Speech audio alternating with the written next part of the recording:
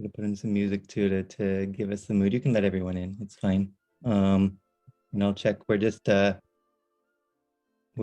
so welcome everyone. We're all just entering. The speakers and panelists and everybody are entering at the same time now. So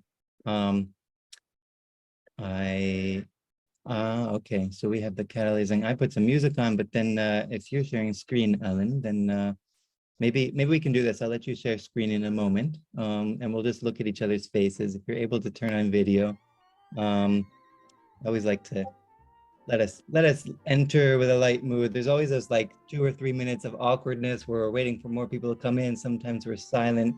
Can you all hear me? Is the music too loud? Is music okay? Okay, so I saw one thumbs up, so thanks, Debbie. As you're coming in, we like to just get an idea of who's here, why you're here. So tell us kind of where you're calling from, country, city, land. Is it something that lately I've been hearing people saying, what land are you calling from?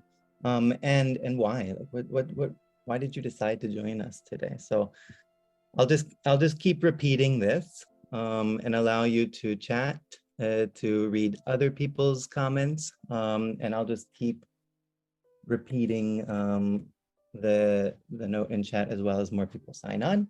So as we're getting critical mass, so those of you who have heard me, feel free to just ignore me saying the same thing over and over again, because otherwise you'll get bored, and start to interact with each other a bit on chat. Share your own response to the prompt, which for those of you who are listening now, is just where you're calling from, and what motivates you about today's topic. Like what is it about networks and communities that you're curious about, or you're doing? Is it something that you work on actively? Is it something that you want to know more about? Is it something that you struggle with? Most likely you do, because pretty much everybody I know struggles with this work. So what questions do you have? So this is your chance to just share everything. I'm just gonna we have some more people coming in, and so we'll do this for about 2 more minutes. I assume most of you are typing, but those and if you have already come in, thanks Howard for kicking us off.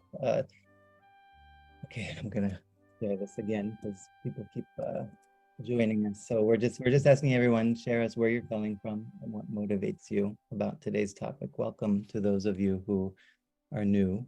I won't repeat the writing in chat because otherwise we'll cloud out your responses. So we have Vermont, we have Lumenthal, we have the Minnesota. Where else do we have?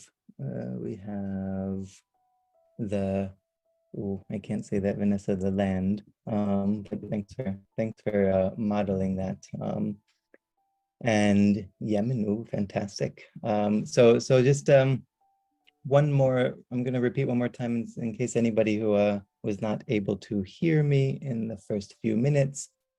We're just asking people as they're signing on to share in chat where they're calling from and what motivates you. Ooh, there's Robin's response. Hi, Robin. Like why, what are you motivated about communities and networks? Is it something you're doing, or is it what questions are you asking yourself? And the panelists are gonna just kind of read this a bit, so that and I encourage you all to read each other as a little teaser. I make myself laugh a lot. As a little teaser at the end of the session, we're gonna leave. If I'm good with managing time, music now, to Ellen in a second. If I'm good with managing time, we'll leave some time for each of you to interact with each other through chat. So if you read somebody saying something that interests you, note that person, because we're gonna try and mimic what we are going to talk about today, which is about building relationships and fostering connections. So really happy to see lots of people sharing their responses in chat, but I don't want to make you listen to my voice too much longer. So I'm gonna ask Ellen to just share a bit about Catalyst, and then we're gonna hear a bit from the great stories of those who are joining us today. Go ahead, Ellen. Yes, we just have a quick video that we want to share with you all before we get going with the session. So I will be sharing that now.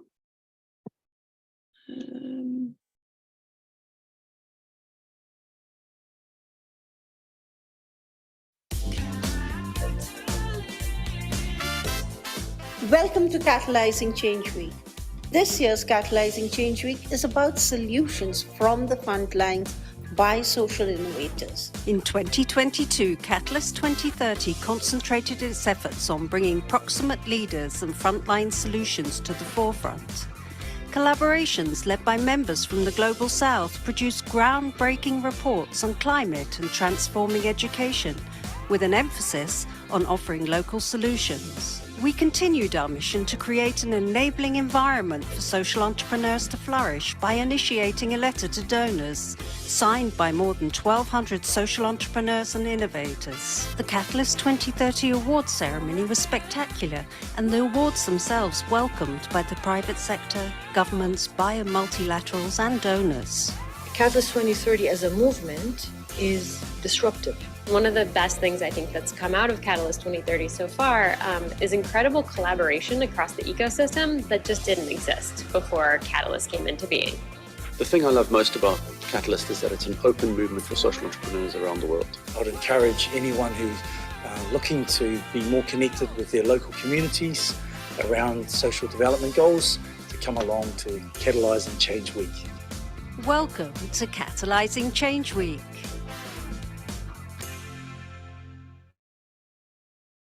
We will be sharing more links to Catalyst in the chat throughout the session. So if you're not yet a member, please keep an eye out for that.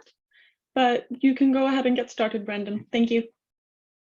Thanks, Ellen. And thanks everybody for sharing. I was looking at some of the comments that came through, comments about inclusion, about collaboration, about relationships, some comments about networks being and community building being the essential core ingredient to social change, which is, I was happy to see some people saying that because that's what I believe. Just a quick introduction of who I am, although you'll hear less from me and more from others who have more wonderful stories to tell than I. I lead the Fito Network, which is a new/old network. Let's say it's new, kind of being open, old in the sense that it's been about experimenting and building it for many years. And it's all about networks. It's a space for people who are thinking about networks, thinking about how to leverage relationships for social change, thinking about what does it mean to be a network weaver, thinking about how do you measure the impact of this kind of like emergent and complex type of way of working? How do you decentralize leadership? What we've noticed over the years is that two things. One, we believe networks are probably the most underappreciated tool we have out there, and perhaps one of the most powerful, if not the most powerful, but I don't want to put that out there explicitly, kind of mechanism we have for social change. All these themes that we talk about in terms of equity, in terms of decentralization, in terms of local power and control, in terms of scaling, in terms of dealing with complex issues, networks does it all anyway.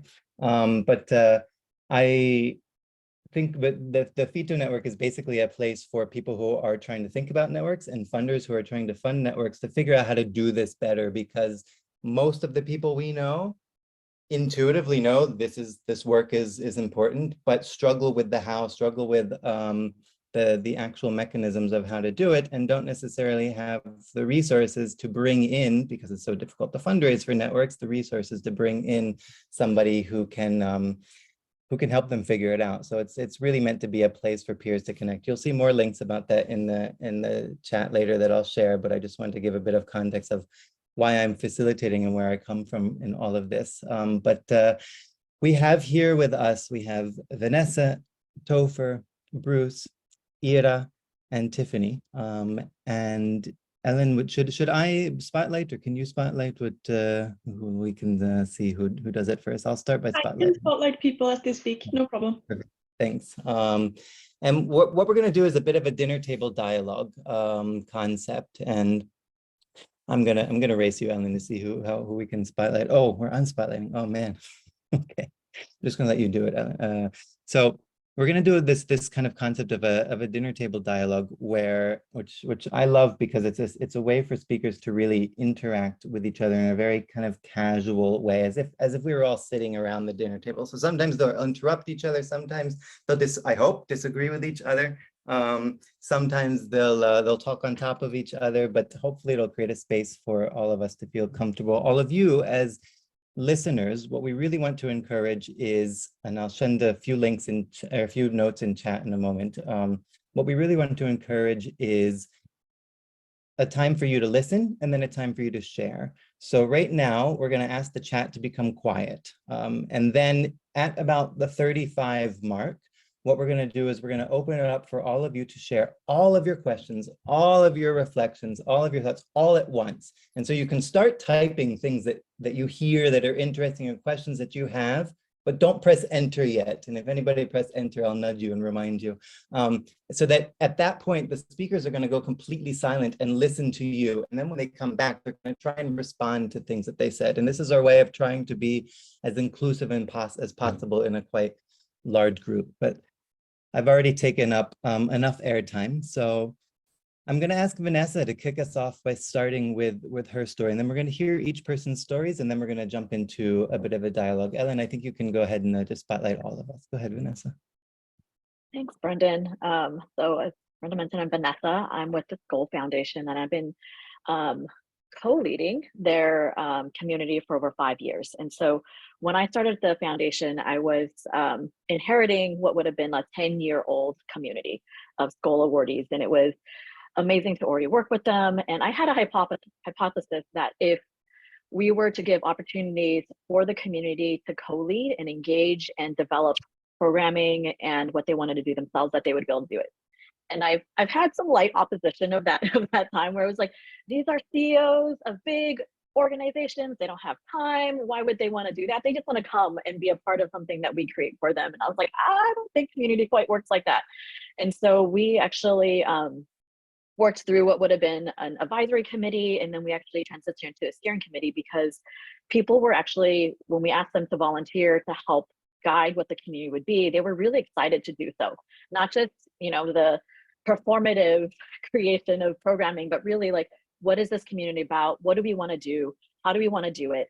People were volunteering and being like, I want to do actually more. Are you doing strategy design? Let's talk about how we design that and make goals and things that happen. And so I think since that time, we've been moving in this really co-creation and co-leadership model of what the community is, because communities in itself are relationships with each other. And it's not Skoll community. It is the community of social entrepreneurs and social innovators who are engaging with each other. And that was one way that I thought was really exciting for us to move the community, for it to be really co-led together, because we kept on hearing like, maybe you guys lead it without us. They're like, no, Skoll is part of this, and how we do this together has been something that's been really fun and exciting to do. With that, I'll pass it back over to one of my other panelists. Thanks, Vanessa. It was a great story to kick us off. How about Ira? Do you want to share yours? Sure. Hi, everybody. A wonderful group of people here. I've been reading on the chat, everyone who is here, so really excited to see you all. I work with Ashoka, and I co-lead a program called Aspire, where we discover how platform thinking, focus on networks and technologies infrastructure can really help social entrepreneurs create impact at scale. It's a 3-year-old program, and it's really been a roller coaster of learning for us. We are an accelerator and a knowledge hub. So one of the things that we did over the last 3 years is conduct extensive research of the Ashoka fellows who actually use platform approaches to scale, and how does that work? What are the design principles when they follow? And of course, we have all been captivated by how platforms create massive impact in the domain of for-profit businesses and how they're dominating the market now.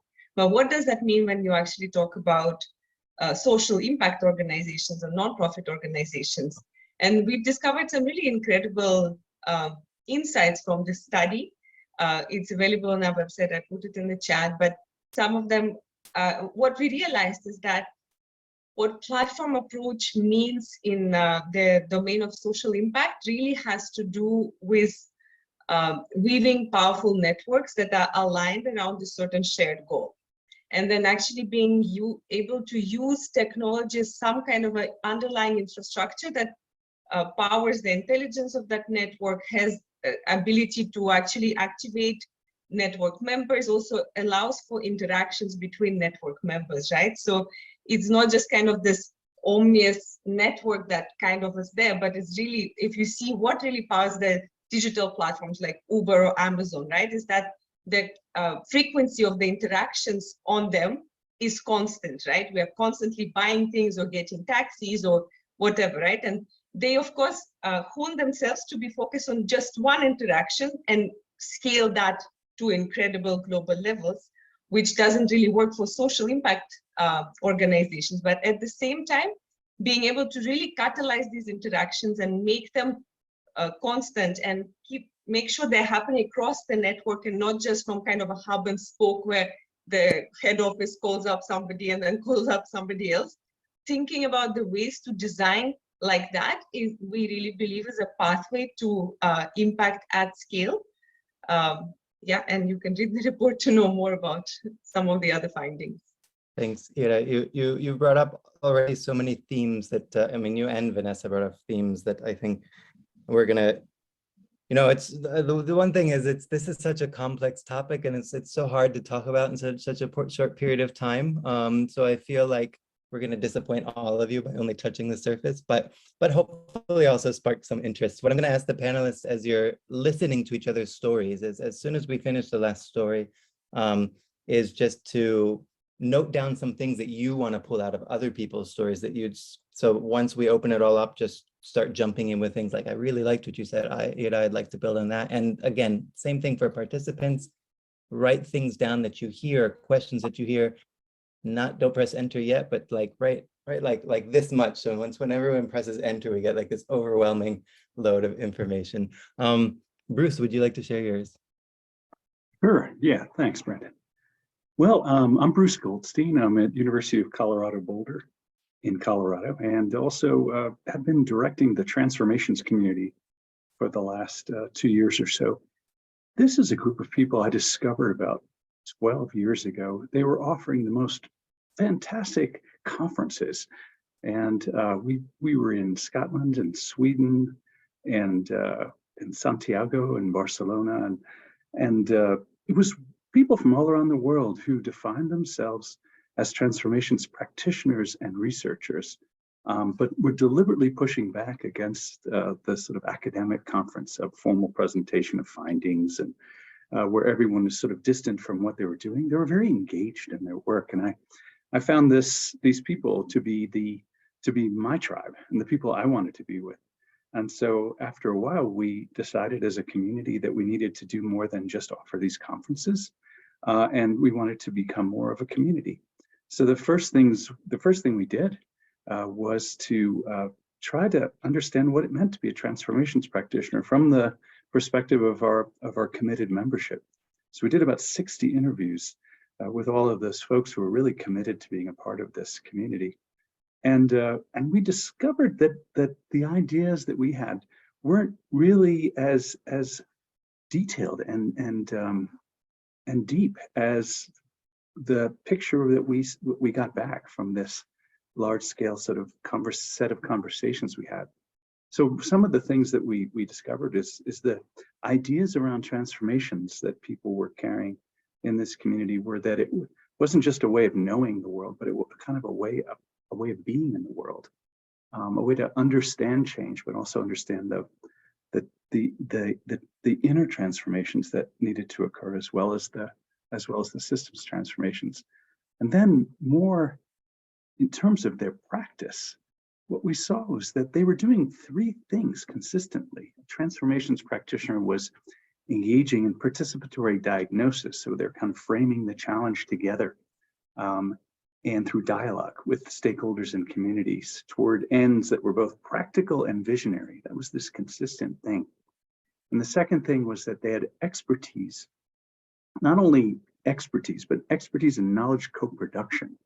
So they were really good at creating shared opportunities for creating shared knowledge among communities to develop awareness around the prospects for change. And the third thing we saw was that it wasn't just a kind of bringing people together and identifying visionary opportunities, but they were really committed to taking these things to practice and to action. And so they were all about anticipating conflict and resistance and probing for opportunities to build coalitions, enhance the possibilities of what could actually be done. And all this kind of came together in a common interest around transformative initiatives and organizations. So everyone seemed to be a kind of weaver in a way, involved in a community of practice, a learning network, a learning lab. They were all holding together these learning spaces that were powerful places for community building and innovation. And so we were just like, okay, that's what we've defined our community in terms of their domain and their practice. That's really helpful in trying to develop new programs and new opportunities. So if you recognize yourself in any of that, I'd be delighted to see any of you at our conferences that are coming up. We have an online conference that's also going to be in Sydney and Prague and Maine in July. And I'll stick a link in there in the chat. It's a great group of people, and they're really doing fascinating work. Thanks, That's all I got now. Tiffany, to you. Yeah, thank you, Bruce, and everyone else that has gone so far. I hope I don't make a hard pivot a little bit, but I want to talk a little bit about this notion around social change and the role of not one person. So we're often taught that like a stork or some leader swoops from the sky to save us, right? That mythologists often say that it obscures the average person's role in creating change. And for Echoing Green, the organization in which I work for, my name is Tiffany Thompson, Senior Director of Global Partnerships and Equity. The origin story of many of the fellows in our community is one of collective, collaborative action, rather than individual glory. And as Alicia Garza, one of the co-founders of the Black Lives Matter movement, once said in her recent book, you just don't add water and oil and milk to a pre-mixed batter. And after 30 minutes in the oven, a movement is baked. Building movements, as she says, means building alliances. It means building true partnership. It means building true community with the folks in which you're going to work with, fund with, and build with. I'm at Echoing Green, an organization that has been around for over 35 years. To date, we've identified, invested in, and connected with over 900 plus social entrepreneurs working in over 86 countries, from the United States to India to China to Kenya, Uganda, and more. And these leaders include folks like Wendy Kopp, 1991 fellow, founder of Teacher America. And she came to EG with the idea for Teacher America, inspired by a senior thesis. And with that support from Echoing Green, she was able to build an organization that now has a 30-year track record of what it means to mobilize our nation's most promising future leaders. But a part of that investment wasn't just the funding, it was the community. It was the community that was able to allow folks to dream out loud. And in our most recent report called Black Voices, Black Spaces, we talk about this notion of what it needs to be, have freedom to dream. The unfeathered ability to be in community with like-minded folks that allow you to bring your wholeness to your space. And a part of the storytelling, I want to read an excerpt of that report in which it says in 2007, when we talk about this leader, Brendon Anderson, about his impetus to start his organization. And in 2007, during a routine traffic stop, Black Male Achievement Fellowship Brendon Anderson's partner was killed by the hands of the police. As Brendon describes, the radical and unapologetic love of his partner radically changed his life and became the catalyst to change the lives of Black people in communities across the United States. In 2017, when Brendon founded Rahim as the only independent service for reporting police in the United States, less than 5% of people file a complaint against police officers, which creates an inaccurate picture of conditions for policymakers. Rahim sought to create an accurate picture of policing and change policy by connecting people to free advocacy networks that can file a complaint on their behalf. Because of Rahim, thousands of people filed complaints in over 220 cities across the United States. His goal was simple: hold cops accountable and make every place safe for all Black folks.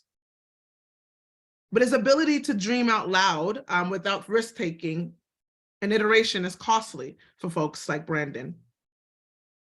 For Black folks like Brendon and other folks that are in our network across the globe that don't really have the ability to dream out loud without constriction, without constraint. But the question that I'll leave you with when we think about the role of social innovators and social communities to drive social change is how will we build communities that allow folks to take the risks that will help them ask new questions, envision new possibilities, and evolve. It reminds me of a Bell Hooks quote in which they talk about love as a necessary work. It is in love that we learn to resist, thrive, and lead under any circumstance. So the question continues to be, we cannot continue to hurt, undermine, and denigrate each other and simultaneously build a better society. Whenever we talk about love and whenever domination is present, love is lacking. So as we think about community building, how will we lead from love? Thanks, Tiffany. It was beautiful and powerful. And I know, Topher, your story has an elephant of love. So do you want to go ahead? Did you say elephant of love, Ben? I may have said elephant. That's why I feel it's just facilitate and not speak, because the words come out wrong. I love that, an elephant of love. Well, first of all, hello, everybody. Nice to be with you all today. My name's Topher. It's short for Christopher. That clears up any confusion. And I've had the incredible privilege and pleasure of being the CEO of something called Opportunity Collaboration for close to 13, 14 years now. Opportunity Collaboration, for those of you who haven't heard of it yet, is in essence, a global gathering of social change leaders. Pre-pandemic, we were hosting those folks via a large annual in-person unconference, as we like to call it. And Bruce, I'm looking over at you. It's evolved to become much more of an annual program with virtual touch points that lead up to and follow the big in-person event that we host. But as it relates to this conversation, I was actually talking about this recently, Vanessa, at the Skoll World Forum, in a session similarly worded around the power of networks to drive social change, about the difference between network and community. There are some important nuances, I think, and for me, the term network tends to connote more of a transactional relationship, perhaps, more of a construct around modern day professionalism, and the adage being, if you're not networking, you're not working. Your networkers are networked, blah blah blah blah blah. But I tend to use the word community more and more and more so to describe what opportunity collaboration is all about. And to me, the word community really connotes a much stronger bond between folks, a much more clear container within which real change can happen. And I'll never forget, about 4 years ago, when I realized that opportunity collaboration had indeed evolved from a network of like loosely connected, interconnected group of professionals to a true community. And this was a story that I heard from two people who had attended OC multiple times over consecutive years. And they credit their time and opportunity collaboration to falling in love with each other, to getting married and starting a family. And there's now at least one baby out there in the world as a result of convening these social change leaders in such a way that the focus is truly on authentic human connection, on shared experience, on empathy and humility, deep listenership, truly building that foundation of trust at the core. And then upon that foundation of trust, being able to build so much more effective, long-lasting partnerships and collaboration. So to me, there's a really important distinction between network and community that often gets glossed over. And Tiffany, I want to honor your words around it's in true community that we can actually dream together. We can challenge one another, and in fact, embody the values that we're trying to encourage others to embody as we create social change. Just gonna let that and all of the stories sink in. I like to start with stories because I think that this kind of work sometimes, I've hosted a lot of conversations around networks and communities, and sometimes it can get a bit conceptual, and I think the realism comes through when we listen to the stories of how this actually works in practice. So thanks to each of you for sharing. I'll ask each of you to unmute. Participants, you've noted in chat, I'm gonna make it at the 40 mark instead of the 35 mark. We'll do a pause to allow you to share your reflections. But I'm gonna ask each of you to just build on each other's comments. And one thing that I wanna ask in particular is when you're building on, I think Topher, you started this in a nice way. We're throwing out a lot of words, movements, alliances, leadership, weaving, transformation, and I think it might also be useful. So three requests, build on other people's comments. Second request is keep your comments short to 30 seconds or so that each of you get a chance to talk a few times. And then third request is take a chance, I don't know if it's possible to do all three of the things at once, but take a chance to try and like very quickly define what you mean by something if you feel like it's a word that would merit a definition. But go ahead, who wants to start? Yeah, I wanted to comment on Topher's kind of juxtaposing community and network. And I think that there definitely are two very different things. And, you know, Ashoka is the network of 4,000 social entrepreneurs around the world. And I think it's a network of communities. So there are some kind of sub-communities that exist at the country level within Ashoka, for example.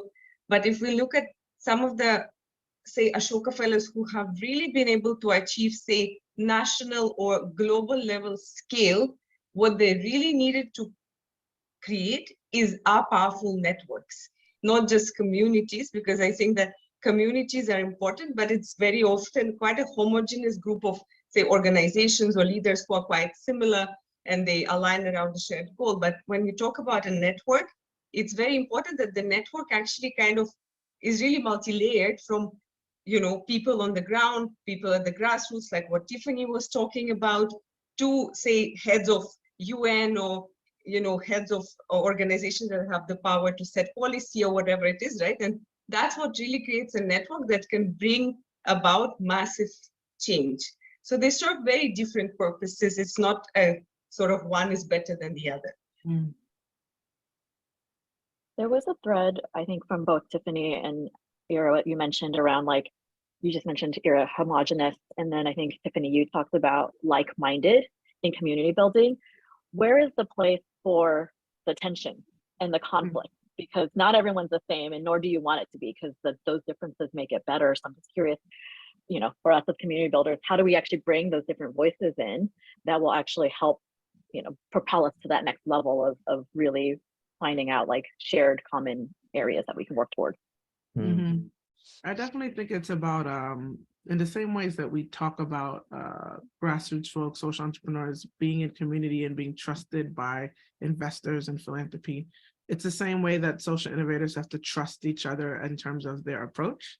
And it's the same notion of agree to disagree, right? Like, what is the safe space that we've built that will allow for different viewpoints to be present, to understand that the road to social change or even justice is not linear. There's going to be different roads and paths in which we take to that, and how do we agree to that is the route in which we want to take. So I agree with you that we just can't have all the like-minded folks in that space. But what does safety look like when you don't? Yeah, that really resonates with me as well, Tiffany. And I think of the need to, we all want to maintain connection, build love and trust, and even, you know, lifelong relationships you mentioned, Topher. But also this element of disruption, it's more than just difference. I think we're actually trying to shake people up and make them uncomfortable. And it seems like those are two goals that are really divergent from one another and perhaps even conflicting, but we need to do both.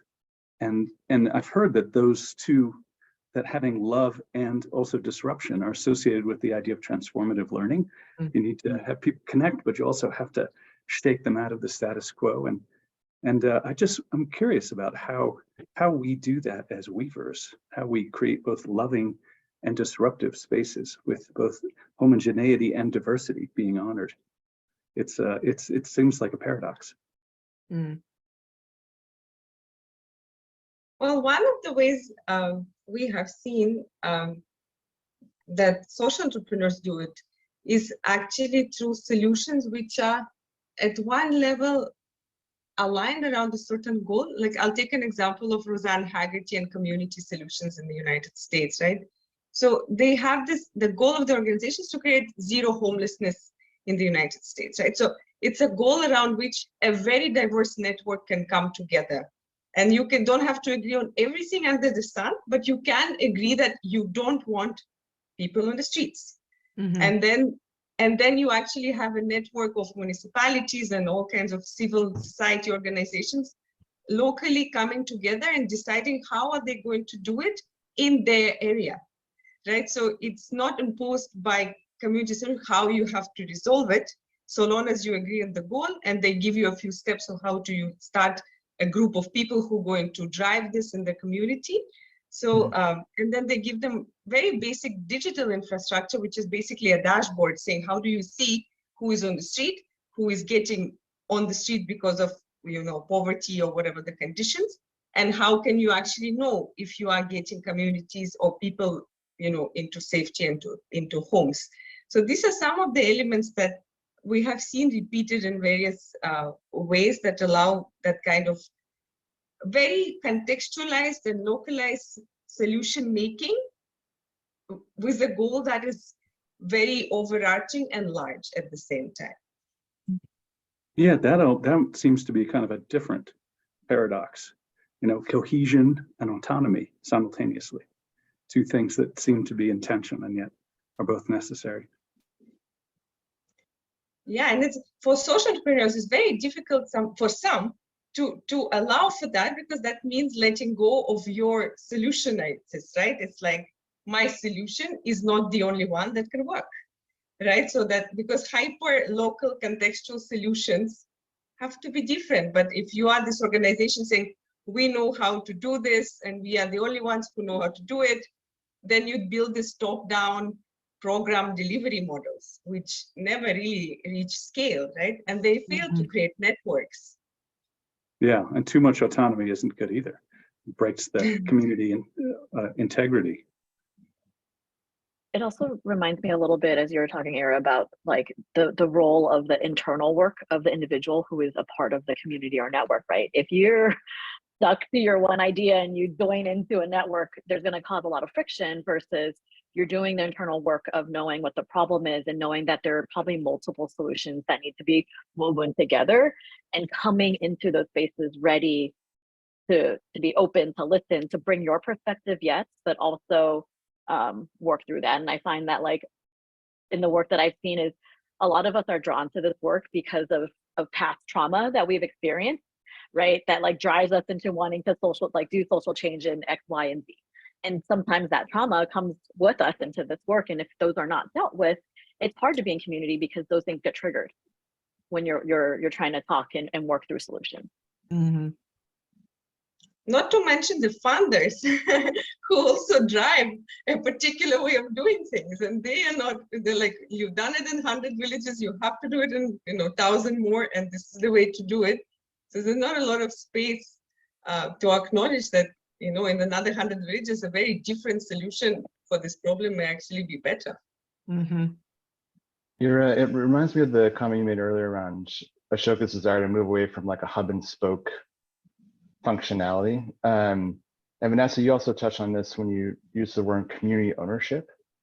Something we've been working on at OC is to literally shift the ownership and governance model that underpins opportunity collaboration as an organization away from a privately held LLC, which our founder was responsible for creating back in 2009, into what's called a perpetual purpose trust as a way to essentially ensure that it's the OC community itself that owns opportunity collaboration and has far more like transparent roles and mechanisms through which to decide what the future of the community could and should be.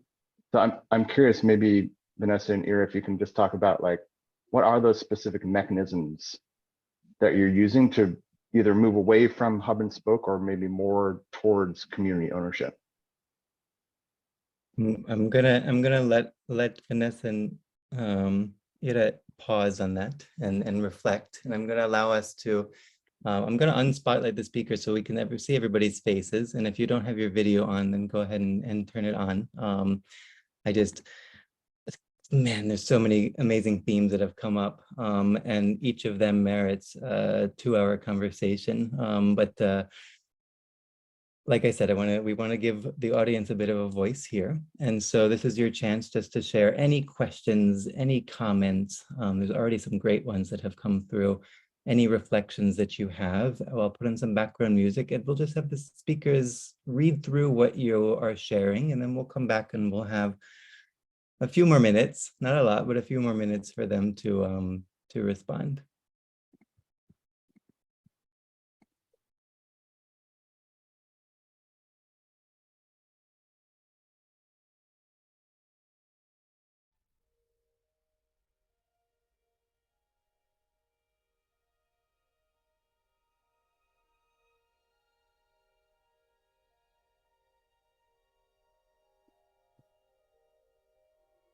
And an invitation, if you have nothing to say, if you just want to be a listener, then feel free to just read what other people are writing.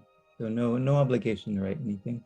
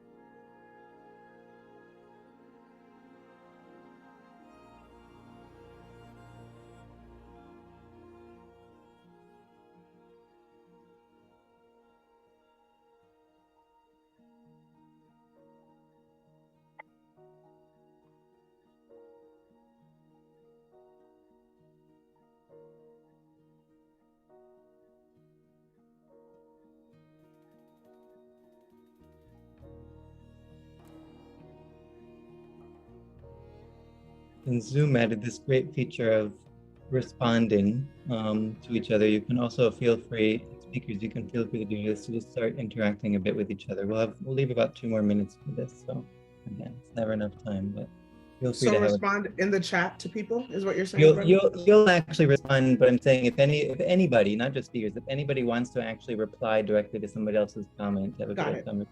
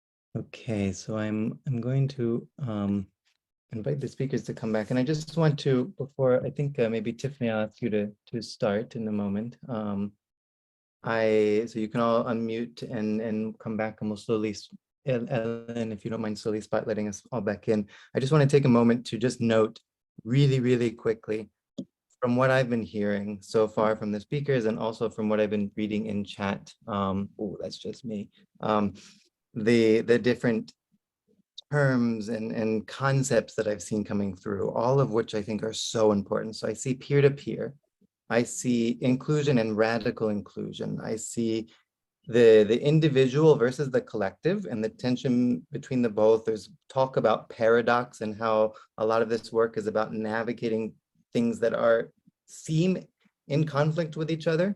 Conflict itself is another topic. There's individual change as well, about how we need to change ourselves. There's listening, multiple solutions. There's this idea, hub and spoke. If anybody's not familiar with it, it just basically means kind of moving from this model in which there's kind of like one group that is managing most of the connections to moving to a model in which people are connecting with each other. And it becomes much more like, looks like spaghetti. What was the phrase that I saw? Spaghetti versus something else anyway, but much more complex like spaghetti. Community ownership, aligning around goals, grassroots, and kind of like grassroots, and I don't want to say up, but kind of the different levels of engagement, leadership, and the different types of leadership we need to talk about. There's a lot more, but those are some things that I think have come through, besides obviously connections and relationships, and that are just really key. So, but the speakers, I want to give you a chance just to, again, we don't have a ton of time, but just to go ahead and respond. Tiffany, if you want to kick us off, and you can all unmute and just engage in conversation with each other again. Yeah, there's a few things that I saw in the chat that, I mean, one, there's so many like gems in here, so I don't even know where to begin, but there was one that I really wanted to touch on, which was about like radical inclusion. And I don't know if, and I know you probably didn't come, I know that term is something that's been around for forever and a day. And I guess the comment that I want to flip is like, it shouldn't be radical to be inclusive, right? It shouldn't be radical to build safe collaborative networks. It shouldn't be radical to do all the things that the folks on the screen were talking about. So for me, when we're talking about networks, it's also about the power of language and the language in which we're using to create that space. So that is a big thing that I saw come up for me as I was hearing folks talk and some of the questions. And then to Debbie's question around like, what do we feel are our two things that we do best? When we think about the community that we try to build at Echo and Green, we have a chaplaincy program. It's not associated with any religious denomination. And it's really just to be there for the leader's mental health, like for you as a leader, because we know that this work is hard. So how do we provide that kind of support? And then the other piece of it is like trusting leaders to do the thing that they're going to do without like restraint or restriction. So when I think about the two things that I think we do best, it's supporting the wholeness of folks and then just trusting them to do what they need to do. So I actually want to respond to that because I think that, I mean, inclusion is important, but I don't know if sort of radical inclusion in the sense of just being open to anybody. It often is a great way to facilitate a network because great networks are based on trust. So if you look at Echo and Green or you look at Ashoka, you know, there is a very deliberate and sophisticated selection process that goes into identifying, say, an Ashoka Fellow. And one of the reasons why Ashoka Fellows trust this network and come into a community, it's the same with Echo and Green, that because they know they all went through this incredibly discerning process to be a part of it. And that's why, you know, we meet and we say, you know, I see you, we agree with each other, we know we are people of certain values and quality, and that's why we can connect. We can be really different from different backgrounds and so on, which is of course important, but that element of selection, depending on what the network is serving, it's the same with when DePop, Teach for All, everywhere in the world, selects some of the brightest, outstanding young people because they want them to be the leaders in education. So they don't just take anybody. So that's also very important, depending what's the purpose of the network that you're trying to weave. Yeah. Yeah. Oh, I just love this conversation. It's sort of among people who are network enthusiasts and people who really want to build these kinds of communities. This is our group. It's sort of the next level up from the community itself. It's great to be a part of it. And I know Fito Network is trying to cultivate these kinds of conversations. I encourage you all to check that out. And so I guess something that Robin Whitaker brought up, this idea of the polarities, creative tensions model. I'd love to follow up with that with you on that, Robin. It resonates with me. And I just wonder, I think we as community builders are kind of lover magicians, if you will, people who want to create connection and trust and inclusion and safety, and these terms keep coming up. But what about the other side? What about the other side of that tension? Are we comfortable as facilitators facilitating difference and disruption and disputes and discomfort? Is that, and if we really believe that that's part of transformative learning, if that's part of the innovation process, are we good at that kind of thing? Can we do it? Have we done it? I just, I know it kind of rubs me the wrong way to try to create disruption and discomfort among people I'm bringing together, and wonder whether any of you have any ideas about how that can be done in a productive way.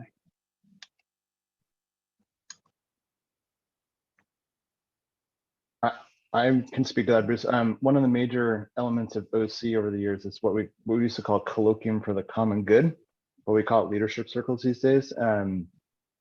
So for the 440 folks who attend OC every year, they're carefully assigned to small groups, like 15 to 20 people.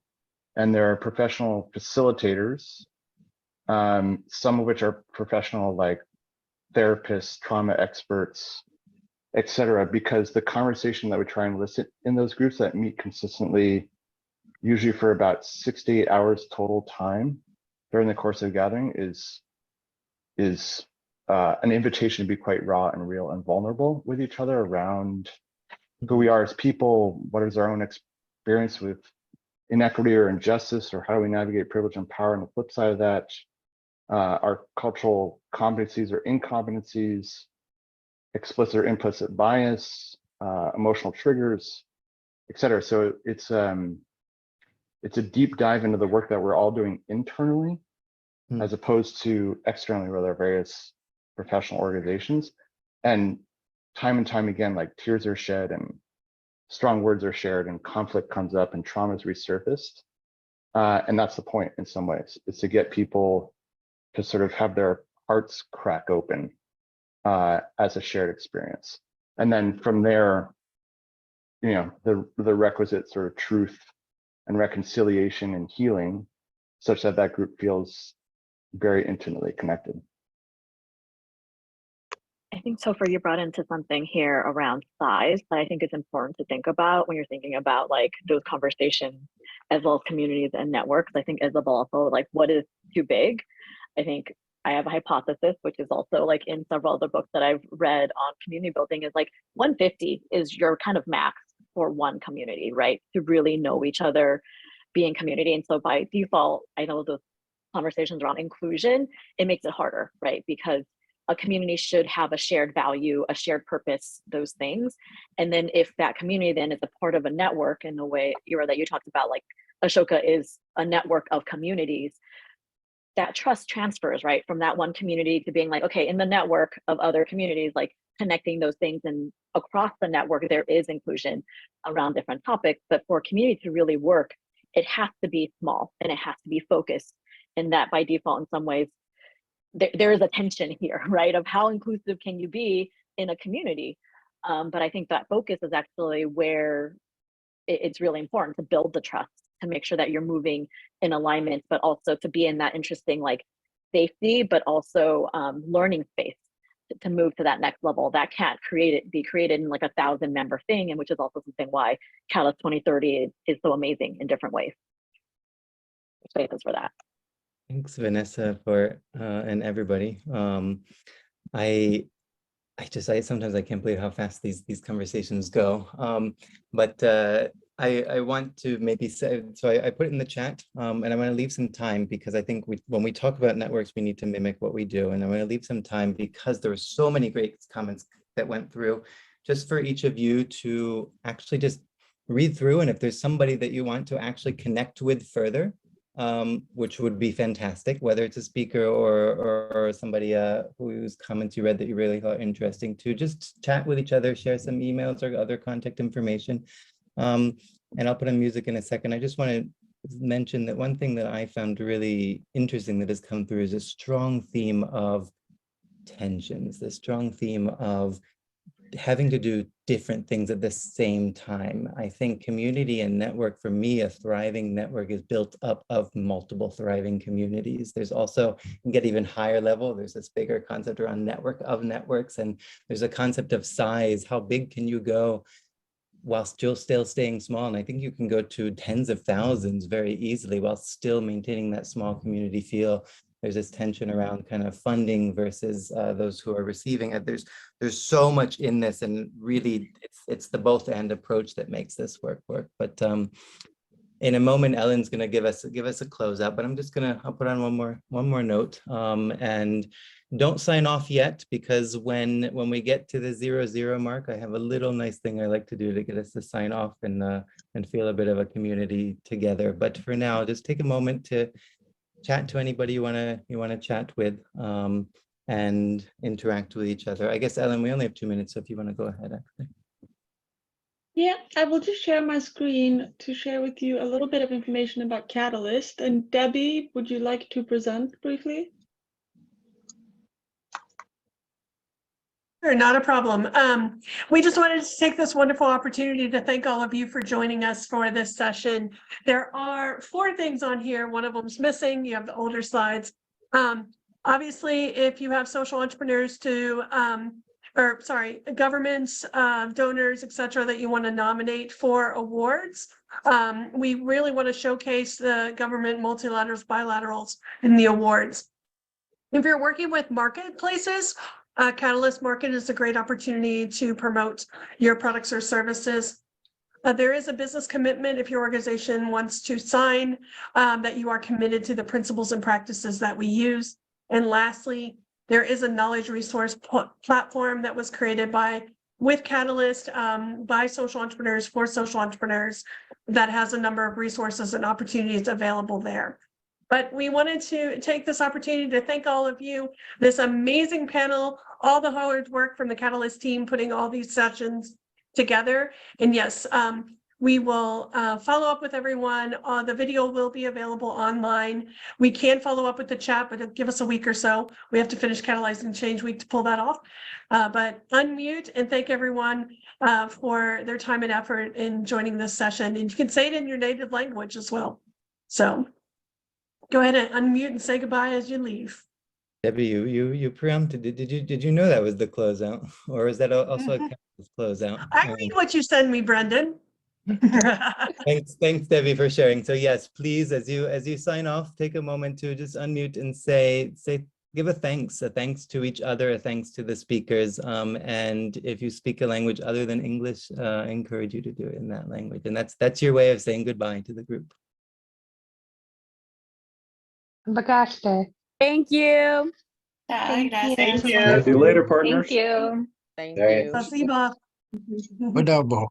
Kwaheri.